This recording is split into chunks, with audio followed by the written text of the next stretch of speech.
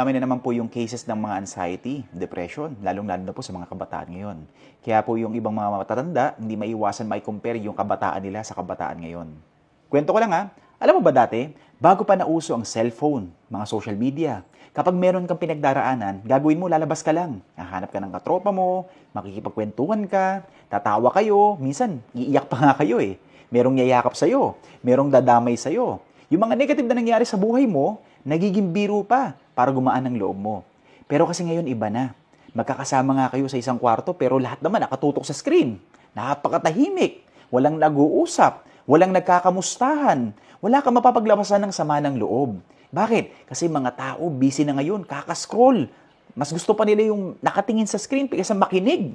Kaya hindi nakakapagtaka kung bakit mas maraming kabataan ngayon ang merong anxiety at depression.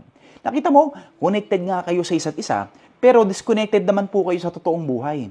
At alam mo ba, mayroong paalala ang ating Panginoong Diyos patungkol dito. Sabi po niya, no, seek first the kingdom of God. Ibig sabihin, bago ka mag-check ng notifications, bago ka magbukas ng mga messages, lumapit ka muna kay God.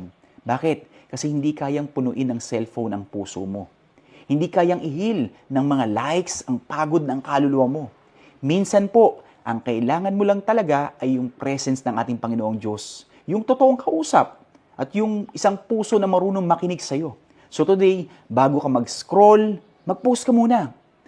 Pray, talk to someone, be present. Because healing doesn't come from screens. It comes from God, a genuine connection. So yun po ang kailangan mo.